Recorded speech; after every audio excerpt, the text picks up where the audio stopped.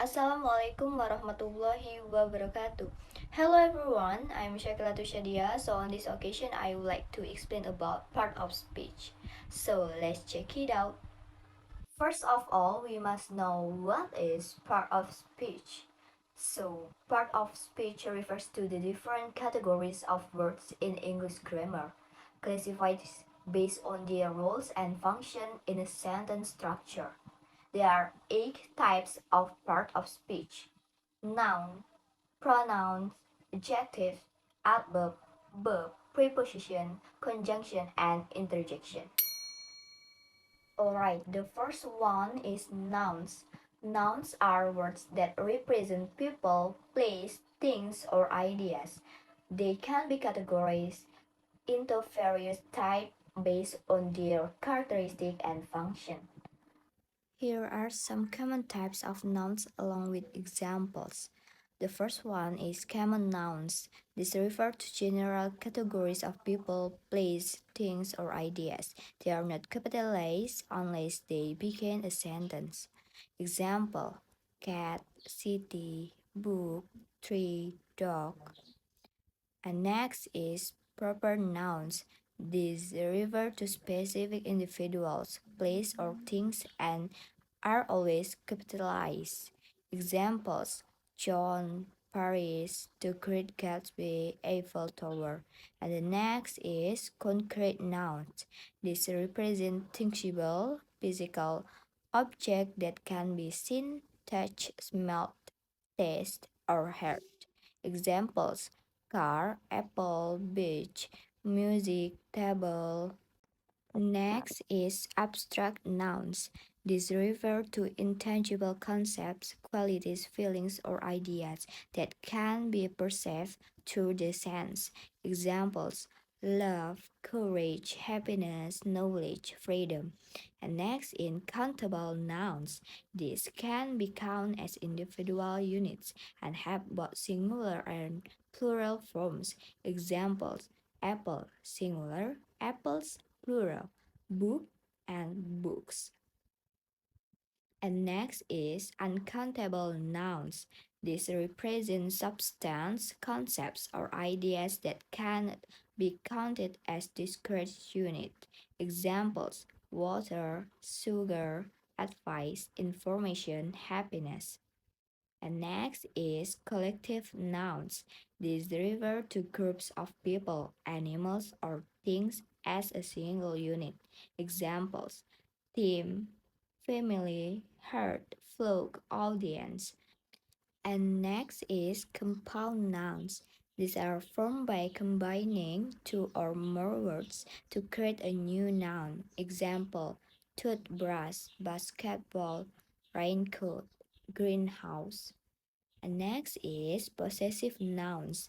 These indicate ownership or possession of something.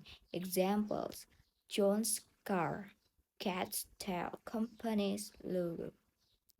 And next is verbal nouns or gerunds. These are nouns from verb by adding ing and can function as subjects or objects. Examples: swimming, reading, cooking, singing. And next is gerund phrases. These are a group of words centered around a gerund and its modifiers or complements. Example: swimming in the ocean is my favorite activity. Last one is noun of direct address. These are nouns used to address someone directly, often set off by a comma or commas. Example: could you pass the salt, John? And the second one is pronouns. A pronoun is a word that is used to replace a noun in a sentence. Pronouns are often used to avoid repetition and to make sentence flow more smoothly. Here are some examples of pronouns. The first one is personal pronouns. Subject pronouns is used as the subjects of a sentence. I, you, he, she, it, we, they. For example, she is going to the store. And next is object pronouns. Used as the object of a verb or preposition. Me, you, him, her, it, us, them. For example, she gave me the book to him. And next is possessive pronouns. Show ownership or possessions. Mine, yours, his, hers, its, ours, theirs. Examples: the car is ours. And the second one is reflexive pronouns. Emphasize that the action of the verb is performed by the same person or thing that is the subject of the sentence. Myself, yourself, himself, herself, itself, ourself, yourself, themselves. For example, she introduced herself to the audience. And the third one is demonstrative pronouns. Point out, point out specific people, place, or things. This, that, these, those. For example, this is my favorite song. The next is interrogative pronouns, used to ask questions. Who, whom, what, which, whose. For example, what is your favorite color? And the next is relative pronouns. Introduce relative clauses and connect them to the main clause. Who, whom, whose, which, that. For example, the person who called left a message. And next is reciprocal pronouns. Indicate an action that is reciprocated between two or more people, each other, one another. So the next is indefinite pronouns, is refer to non-specific people or things, like someone, everybody, anything, nobody, all, some, none, many. For example, everybody loves a good story. And the last one is possessive determiners. These are often considered a type of pronoun and are used before nouns to indicate possession. For example, my, your, his, her, its, our, their. And the third one is adjectives. Adjectives in English grammar are words that modify or describe nouns and pronouns. They provide additional information about the qualities, characteristics, or attributes of the noun they modify, helping to make the language more vivid and detailed. Here are some key points about adjectives. The first one is descriptive adjectives. These adjectives provide details about the qualities of a noun. Examples: tall, short, kind, intelligent. The tall building stood out against the skyline. And next is quantitative adjectives. These adjectives indicate the quantity or amount of a noun. Examples: many, few, some. Many people attended the event. Next is demonstrative adjectives. These adjectives point out or identify specific nouns. Examples: this, that, this, those. I prefer this book on the shelf. And next is possessive adjectives. These adjectives show ownership or possession. Examples: my, your, his, her, its, our, their. Her cat is sleeping on the sofa. And next is interrogative adjectives. These adjectives are used in questions to inquire about a noun. Examples: which, what, which car is yours? And the next is indefinite adjectives. These adjectives refer to non-specific nouns. Examples: some, any, several. Some people enjoy spicy food. And the next is comparative and superlative adjectives. These adjectives are used to compare the qualities of two or more nouns. Examples of comparative: the elephant is larger than the giraffe. Superlative: the elephant is the largest animal in the zoo. And the next one is proper adjectives. These adjectives are from proper nouns and often express origin or nationality. Examples: American, Chinese, France. We enjoy a delicious French meal. Adjectives add depth and specificity to language, allowing speakers and writers to convey more precise and nuanced meanings. Using adjectives effectively enhances the overall richness of communication. And the next is adverbs. Adverbs in English grammar are words that modify or describe verbs, adjectives, or other adverbs. They provide additional information about the manner, degree, frequency, or place of an action or state, enhancing the meaning of a sentence. Here are some key points about adverbs. The first one is adverb modifying verbs. This adverb describe how an action is performed. Examples: quickly, slowly, loudly. She spoke loudly during the presentation. And next is adverb modifying adjectives.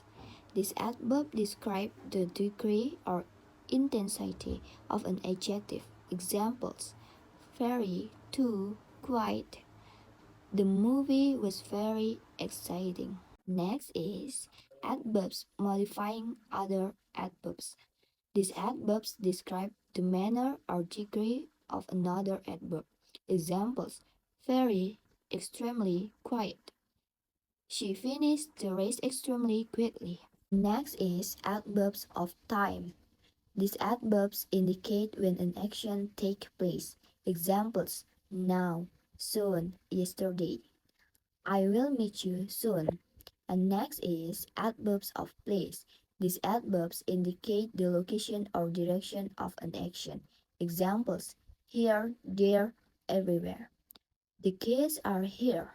And next is adverb of frequency. This adverb indicate how often an action occurs. Examples: always, often, rarely, seldom. I always take the bus to work.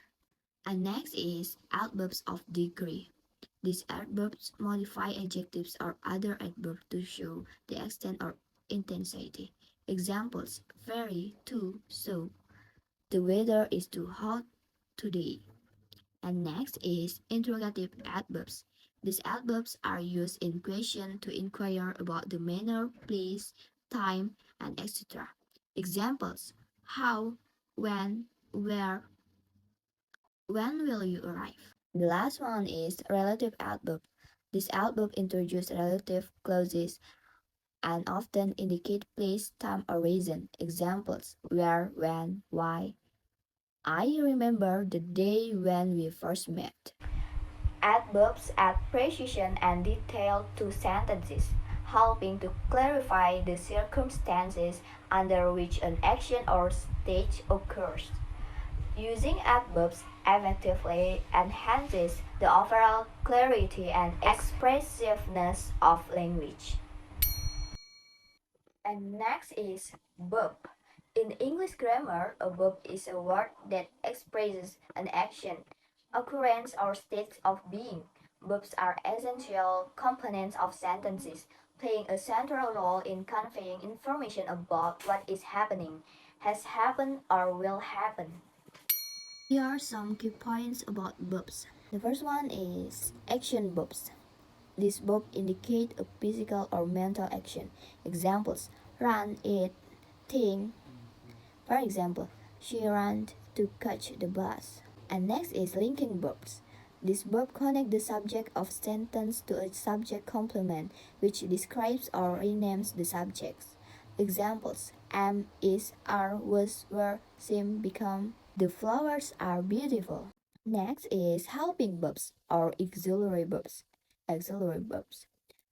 These verbs work together with the main verb to create different verb tenses, moods, voices, or to express states of meaning. Examples: have, has, had, do, does, did, can, could, will, would, shall, should, may, might. must. She has completed her homework. And next, modal verbs, a subset of auxiliary verbs. Modal verbs express the speaker's attitude, ability, necessity, or probability. Examples: can, could, will, would, shall, should, may, might, must. You must finish your assignment. Next is transitive verbs. These verbs require a direct object to complete their meaning. Examples: eat, read, both. He ate an apple. And next is intransitive verbs. These verbs do not require a direct object to complete their meaning. Examples: sleep, run, arrive. The baby is sleeping. And next is regular verbs. These verbs form the past tense by adding ed to the base form. Examples: walk, talk, play, run. She walked to school yesterday. Next one is irregular verbs. These verbs don't follow the regular ed pattern in the past tense. Examples: go, went, eat, ate, see, saw. They saw a movie last night. Understanding verbs is crucial for contrasting grammatically correct sentences and conveying phrases meaning. Verbs are often the backbone of sentences, determining the overall structure and flow of communication. And the next is preposition. In English grammar, a preposition is a word that establishes a relationship between a noun or pronoun and other elements in a sentence. Here are some key points about prepositions. The first one is location or place preposition. These prepositions indicate the location or position of a noun or pronoun in relation to another element. Examples: in, on, under, over, between, beside. The cat is on the table. Next is direction preposition. This preposition indicate the direction or movement of a noun or pronouns. Examples: to, from, towards, to, across. She walked to the park. Next is time preposition. This preposition indicate when an action takes place. Examples: at, in, on, during, after, before. I will meet you at 3 o'clock. And next is position preposition. This preposition indicate ownership or possessions. Examples of for the key of the car is missing. And next is purpose or use preposition. This preposition indicate the purpose or use of something. Examples: for, with. I need a pen for writing. Next is action prepositions. This preposition indicate the person or thing responsible for an action. Examples: by, with. The book was written by the author. And next is comparison prepositions. These prepositions are used to compare one thing to another. Examples: like, unlike. She sings like a professional. And the next one is prepositional phrases. These are groups of words consisting of a preposition and its objects, along with any modifiers. Examples: on the shelf, in the garden, with a smile. The book is on the shelf. Prepositions are crucial for indicating location, direction, time, and the relationship between different elements in a sentence. Prepositions play a crucial role in providing additional information and context within sentences. They help clarify a relationship, provide details about time and place, and contribute to the overall structure and coherence of language. And next is conjunction. In English grammar, conjunction are words that connect words, phrases, or clauses within a sentence. Conjunction serve to establish relationship between different elements in a sentence, helping to create coherence and flow. There are two main types of conjunction: coordinating conjunction and subordinating conjunction. Coordinating conjunction, this conjunction connect words, phrases, or independent clauses that are of equal grammatical importance. There are 7 coordinating conjunction, often remembered by the acronym fanboys. For, I'm going to the store for I need to buy groceries. And she likes to read novels and she enjoys poetry. nor he neither confirmed or denied the accusations. But it was raining, but we decided to go for a walk. Or you can have tea or coffee with your breakfast. Yet the weather was hot, yet we wore jacket. So it started raining, so we decided to stay indoors. And subordinating conjunction, this conjunction introduces dependent clauses and connect them to independent clauses, indicating the relationship between the two. Because I stayed home because it was raining, although it was cold, they went for a swim. If she will go to the party if she finished her work on time. When I will call you when I arrive. While he studied while his friends played. Conjunction play a crucial role in contrasting complex sentences and expressing relationship between ideas. They help create smooth and logical connection within sentences, allowing for a more varied and nuanced expression of thoughts and information. So, the last is interjection. In English grammar, interjection are words or phrases that express strong emotions, sudden exclamations, or brief remarks. Interjections are often used independently and do not typically have a grammatical connection with the rest of the sentence. They are used to convey the speaker's feelings or reaction in a spontaneous and emotive manner. Here are some key points about interjections. The first one is expressing emotion. Interjections are commonly used to convey a wide range of emotions, such as surprise, joy, excitement, frustration, or even pain. Examples: wow, yay, oh no. And next is exclamatory remarks. Interjections are often used to make exclamatory statements or express a sudden reaction. Examples: bravo, hooray! And next is interrupting speech. Interjection can be used to interrupt or add emphasis to speech. Examples: well, oh. And next, stand-alone expressions. Interjections are usually stand-alone expressions, not grammatically connected to the rest of the sentence. Examples: oops, I dropped my phone. And next is punctuation. Interjections are often followed by an exclamation mark to reflect the strong emotion or excitement. Example: wow, that's amazing. And next is variety of sounds.